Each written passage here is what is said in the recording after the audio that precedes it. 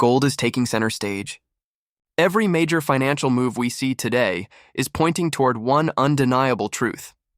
Gold is taking center stage again. From GFG's gold-backed AFD stipends and historical bond redemptions, to XRP ETFs, the passing of the Clarity Act, and the swift ISO 2022 changeover, all paths seem to lead toward gold. With the revaluation process quietly underway, the Basel III End Game looming, and the BRICS cross-border payment system ready to activate, it's clear the next monetary era will be built on one foundation: gold. Basel III End Game. Jamie Dimon, the CEO of JP Morgan, recently warned that Basel III's End Game rules, taking effect January 1, 2026, could unleash chaos in the global banking system. He said the new capital requirements will hurt millions of people and force banks to lock up cash instead of lending. This frustration signals that even the biggest players see what's coming: tighter liquidity, smaller banks collapsing, and unprepared nations scrambling for real reserves. In other words, Basel III is a Trojan horse, a regulatory hammer that forces the financial world back toward gold-based accountability.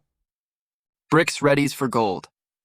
Meanwhile, the BRICS alliance, led by Russia and China, appears to have chosen gold as the backbone for a new international currency system independent from the US dollar and euro. Reports from Russia today suggest that a major BRICS summit in August could officially unveil this initiative, one that echoes Bretton Woods of 1944. Then, the US anchored global trust by linking the dollar to gold at $35 per ounce. Now, BRICS may restore that same principle, a stable, gold-anchored trade system that challenges fiat dominance. Few noticed, but the blueprint for this plan was quietly auctioned back on July 16, 2023. The groundwork is already complete. The U.S. runs a parallel plan. Across the Atlantic, the United States may not be far behind. A gold-backed 50-year Treasury bond is reportedly in development, the first since President Nixon ended the Bretton Woods system in 1971. Dr. Judy Shelton suggested that such a move would garner the world's attention, as it would restore trust and integrity to American debt. If issued, this bond would signal that the U.S. is preparing for a gold-anchored reset of the global monetary system. Eyes are on July 4, 2026, a symbolic date for a new declaration of financial independence. Recent developments.